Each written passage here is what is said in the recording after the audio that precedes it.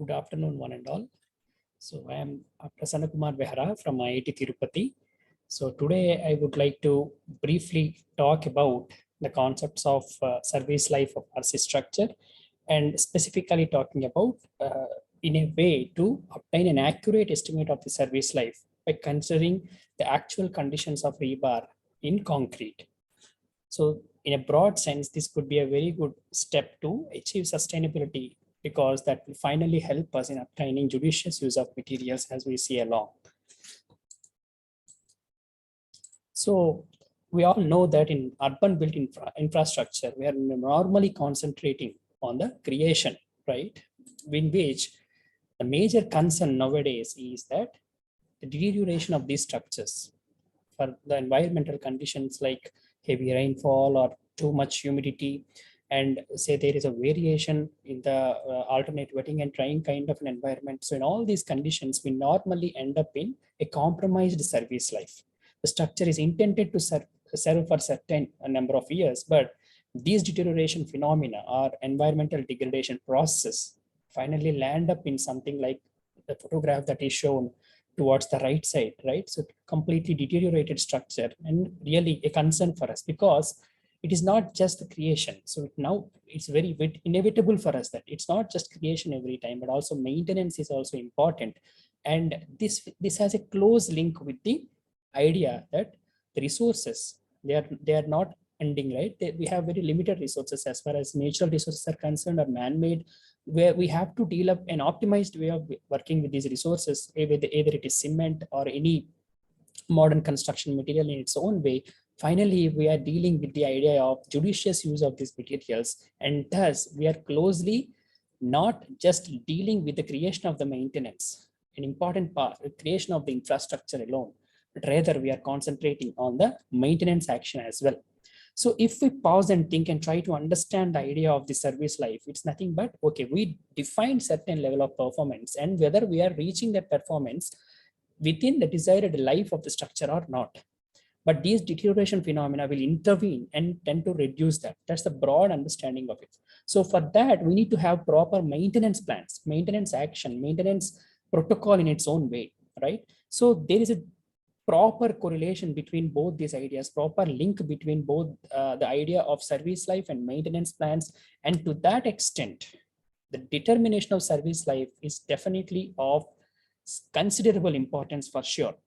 Are we really doing this estimation of service life in a serious manner? Are we really considering the various factors which the steel bar would be subjected to in its first place? So these will definitely help us to obtain an accurate maintenance plan in a way by ensuring proper service life estimation, and in that which will in a holistic manner help towards the sustainable use of the materials. However, having said all this basic understanding, now I would now like to confine myself more with the rebar corrosion in concrete. So we all understand the idea that normally in concrete, due to the high pH environment of the neighboring electrolyte solutions or a pore solution in concrete, we have high pH, but this gets greatly compromised due to these external deleterious agents like chlorides and carbon dioxide, which tend to form some local anodes and making the neighboring electrodes, neighboring locations as the cathodic in nature relatively, and finally where the oxygen reduction reactions keep happening, because of which the ionic movement happens through the pore solution and thus completing the circuit in which we normally end up in dealing with corrosion currents, the loss of the original metal, in our case it is steel, right? And at the same time, the formation of more voluminous rust or more voluminous corrosion products are metal rust. And this is seriously detrimental, as we are aware by this time, that yes, the formation of this more voluminous product at the interface leads to the exertion of internal radial thrust in concrete, finally responsible for the initiation of crack and then propagation of crack. So in a nutshell, we all now understood that the whole chemistry is not just linked with only the concrete alone. There is a movement of ion in concrete, fairly understood, but at the same time, there's a tendency for the metal to give electrons, right? So with this basic understanding, and if we try to see the service life concept modeling, we are all well aware of these ideas of initiation period, propagation period, and initiation is nothing but, okay, whether it's chlorides, the carbon dioxide, how much time do they really take to reach the level of steel, and they should be considerable in concentration to initiate the corrosion. And once the corrosion starts, when the rust formations happens, sufficient amount of critical corrosion should happen such that the tensile stress that is created because of these internal stresses at the system will be causing the crack in the concrete, right? And thereby the propagation of crack or growth in the crack width. So all these are a basic idea of the service life as in its own way. But as I was mentioning earlier, it was not just only the properties of concrete, but also the properties of steel, the kind of coupling that is really possible between anodic and cathodic sides, any internal disturbances, non-uniformity, all together, all these factors together will contribute to the very cause of exacerbated deterioration as far as steel in concrete is concerned. When having said that, there could be other factors as well, so which we are not directly pertaining to the steel concrete interface, but yes, they are very much of course very much important, like what kind of exposure conditions are we really dealing with. So is it an alternate wetting and drying kind of a condition, very in atmosphere? So what is the level of chlorides inside the lead and atmosphere, etc. So these are the other factors which also play a significant role.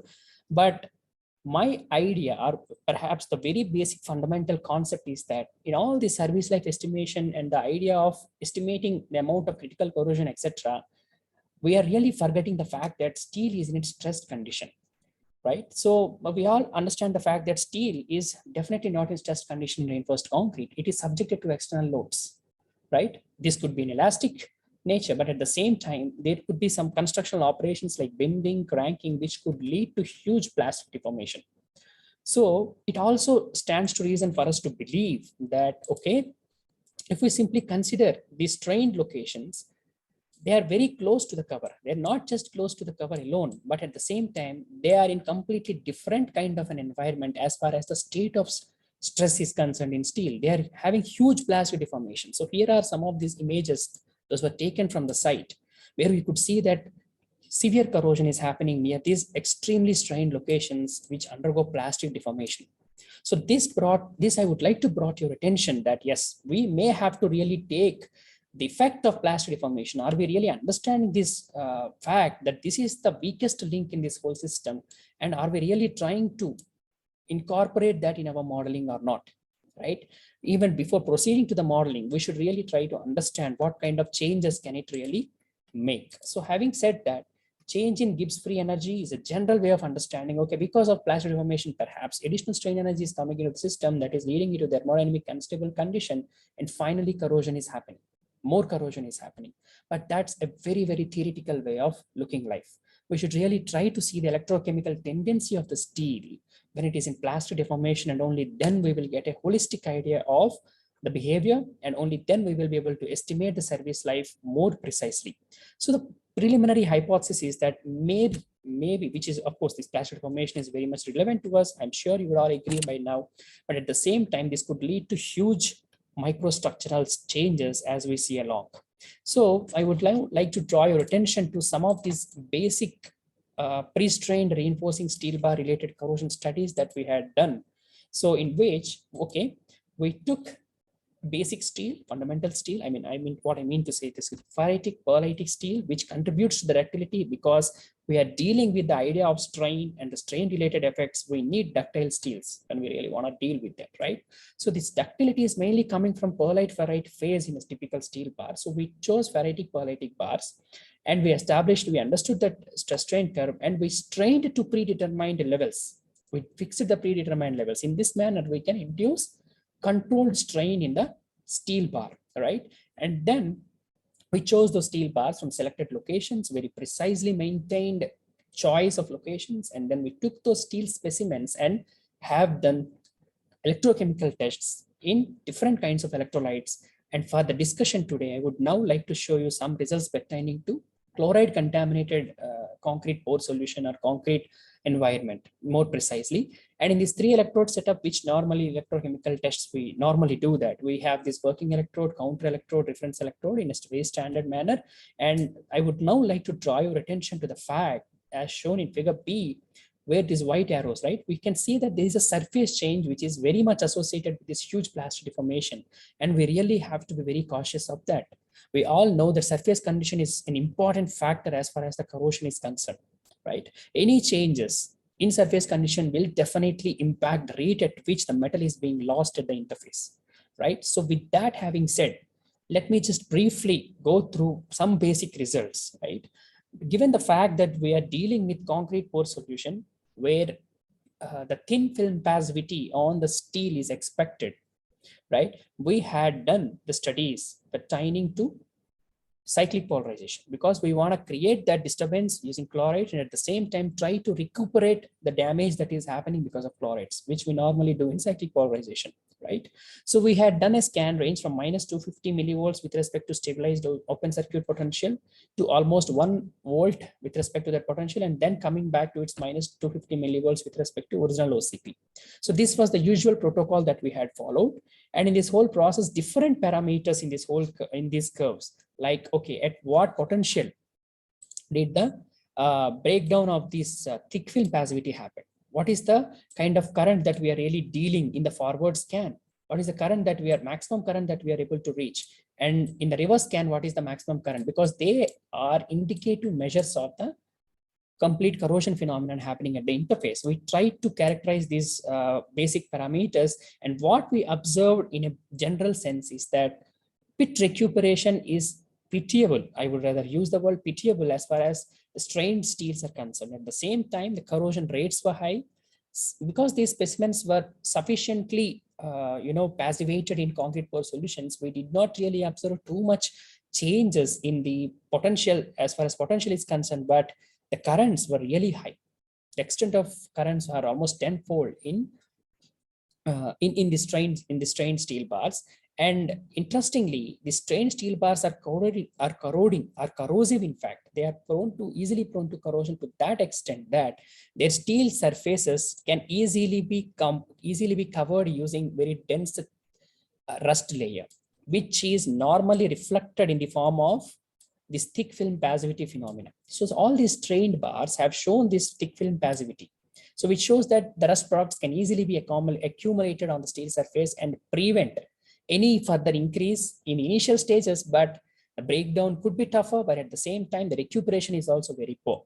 So this gives an idea in overall that yes, corrosion rates are very higher. We should be very careful when we are really trying to look the steel from that perspective that, yeah, maybe if the strain is there, maybe we are definitely underestimating the complete steel's degradation nature in its own way, right? So some of these steel bars were later carried out. They have been embedded in a chloride contaminated mortar in a very standard manner, standard specimen size that has been maintained constant throughout our experimentation protocol.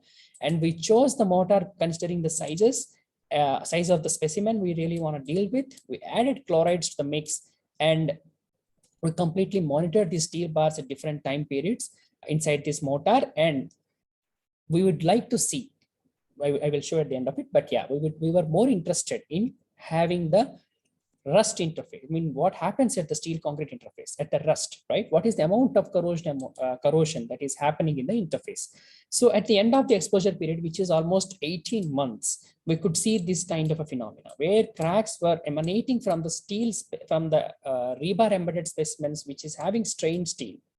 But in a completely unstrained embedded steel, we really have not found any visual signs of cracks. So intuitively, it shows that higher corrosion amount within this 18-month period, right? But what is the amount of corrosion? We really have to quantify it. What is the amount of corrosion responsible for that, right? So if we try to see a typical micrograph at the interface, what we normally observe, it's not just only the formation of rust along the interface of steel and concrete, but also there could be some local dissolution, particularly in a study like this, where we normally deal with long periods, long exposure periods, right? There could be local dissolution. But if we simply take the initial weight and final weight kind of an approach, right? Mass loss approach, probably we are trying to take this into account without notice, without even knowledge, but at the same time, they are definitely not responsible for inducing any sort of crack in the neighboring mortar. So if we are very specific about the corrosion amount, which is responsible for these cracks, crack widening, crack growth, what is the rate at which crack is growing, all those kind of thoughts, if you really want to be so serious, I'm sure mass loss just by gravimetric analysis will definitely land up in overestimation, right? Particularly if this is a long-term study, at least considerably long-term study. So we have not gone, I mean, we have rather found a completely different way to find out this, mass loss responsible for inducing the cracks by characterizing the rust at the interface, right? How to characterize the rust at the interface? Two information who are perhaps required. One is what is the amount of rust at the interface, which is this microscopic examination, and at the same time, what is there in the rust, right? Rust is not a single entity. I'm sure all of us agree. Rust is having FeOH, Fe2O3, etc. So we used FTIR kind of a spectroscopy in order to get a semi, calculative approach, I would rather call, to find out, to get an idea about what is the amount of each of these individual corrosion products present at the interface, a fair engineering estimate, and at the same time, the rust thickness. So you will see how we can use these two basic information to find out the amount of mass loss responsible for cracking, right? At the end of it, if this dotted line, if we consider this as initial position, that is really coming back something like this, right? This is the amount of steel that is being lost. So there is a volumetric change that is happening at the interface that leads to the cracking. So there's a volumetric expansion that can be really calculated using geometric concepts. And at the same time, this space is being occupied by our corrosion products. So if we can characterize the corrosion products, which we had done earlier, and we know what is there in the corrosion product, and some proportion of each of these corrosion products are known to us. And from basic stoichiometry, we also know the individual volumetric expansion coefficients of these corrosion products, right? So in a way, this space compatibility, space volume compatibility, we can really work out and come up with a quadratic equation in which the only unknown is the displacement suffered by the mortar. The moment we know this displacement suffered by the mortar here, we can easily find out all other parameters, right? So by equating this geometric volumetric expansion ratio to the spectroscopic and microscopic related understanding of volumetric expansion of rust, so we can easily find out the displacement suffered, and using that, we can back calculate from the composition what is the amount of iron that had to be lost in order to form corrosion product of particular mass, right? Say if alpha FeOH we are really pertaining to, we know the densities from the literature, and at the same time, from the proportion analysis is known from FTIR composition, as I was doing earlier.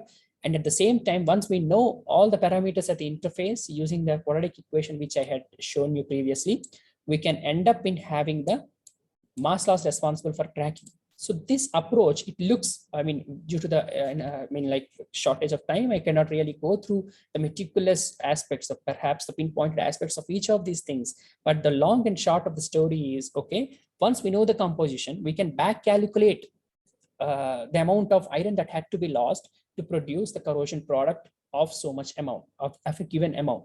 So finally, summing up all that and then normalizing with respect to surface area is what we really require, all right? So using this approach, we could find out the corrosion amounts in a more realistic manner, which are responsible for inducing the cracks in the neighboring mortar, which are having these strained bars and unstrained bars as per our original study. So would like to finally wrap up in a very basic idea that yes, what we found out is in these chloride contaminated concrete environments, corrosion rates, corrosion amounts are in principle higher than unstrained steels when compared, in strained steels when compared to that of unstrained steels. In general, a 10% increase in the level of strain could almost lead to some 50 milligram increase in the corrosion amount per every square centimeter. Correct? So it shows that it takes less time for the crack to really form. And at the same time, crack propagates at an easy rate, right? Because the crack widening happens at a faster rate. It means indirectly that time to cracking is going to be less if we are really dealing with strained steel kind of an understanding.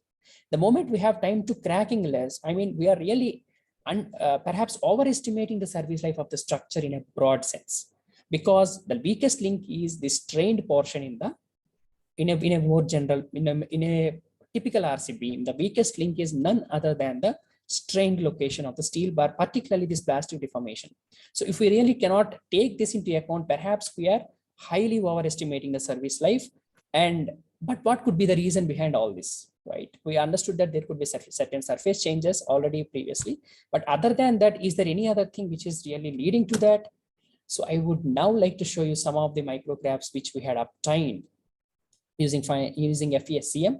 What we noticed is that in this pearlite ferrite bars, where the cementite portion, which is the ferricarbide portion, which is brittle in nature and that corresponds to the strength, but the loss in ductility in principle is getting heavily affected because of plastic deformation. And because ferrite, which is pure iron more or less, and cementite are basically different, right? One is Fe, another is Fe3C. So they have potential difference at a very microscopic level. So any change to this potential difference will lead to different levels of corrosion. That's the fundamental idea. Now our plastic deformation is going to create a lot of disturbances as shown here, different levels of plastic deformation, different sets of damages to this brittle component called cementite. So the moment cementite is higher, mean the more area of cementite is getting into contact, cementite is cementite is relatively cathodic to ferrite, means it needs more electrons, it demands more electrons. Where would the poor electrons come from? They have to come from the neighboring ferrite. So that's the basic reason why we normally have higher corrosion in these strained steels, right? It's not just only the surface condition, but also the microstructure gets heavily affected because of this huge plastic deformation in steel. So this is the primary reason for primary cracking, for premature cracking. And at the same time, we should be very cautious when we are trying to estimate the service life, because we are actually forgetting this fact that strained steel is going to corrode very easily. Strained locations are going to corrode very easily, and cracking can easily occur because that's more proximate, more closer to the cover, right? So what could be possible ways by which we can reduce this effect? One fundamental idea after seeing this previous slide one can get is that, okay, maybe if we are trying to deal with less electrochemical dissimilarity in the steel because of this plastic deformation, maybe that's one way of dealing life, right? Maybe we will not have too many galvanic cell formations, or perhaps the dissimilarity is lesser corrosion is possible, but that's more general way. And maybe if the bar is coated, right, that's a very universal solution perhaps, but the coating should remain intact. Maybe coating after bending the bar, and I'm not sure how much it is really feasible at this stage, but maybe coating after bending the bar, something like a galvanized bar. Of course, the galvanization happens before, and it has been shown recently that galvanized bars are very much intact after bending. Maybe using galvanized bars could eliminate this complete problem. So use of improving concrete is one way, by adding supplementary cementitious materials, adding corrosion inhibitors, etc. And we can always make another pore electrode to give electrons instead of our strained location to give electrons, something like sacrificial anode, right? And at the same time, we can impart electrons, something like impressing direct current into the strained location. So these are the various ideas which can probably helpful in reducing this exacerbated corrosion and strained portions. However, they need heavy experimentation, thorough experimentation to really establish in their own way. So with this, I would like to conclude, and would like to thank my thesis advisors, Professor Sudhir Mishra sir and Kalol Mandalji at IIT Kanpur, and also my fundamental mentor, Radhakrishna Pillai sir at IIT Madras, and thanks for his wonderful inputs on this complete topic at times. And the lab at IIT Kanpur, I'm really thankful to that, and thanks to my Institute IIT Tirupati for this opportunity, and at the same time, Rilem, for this wonderful opportunity, which is definitely a very good start in my life. Thank you. These are some of the few references. Thank you. And I am now open for discussion. Thanks.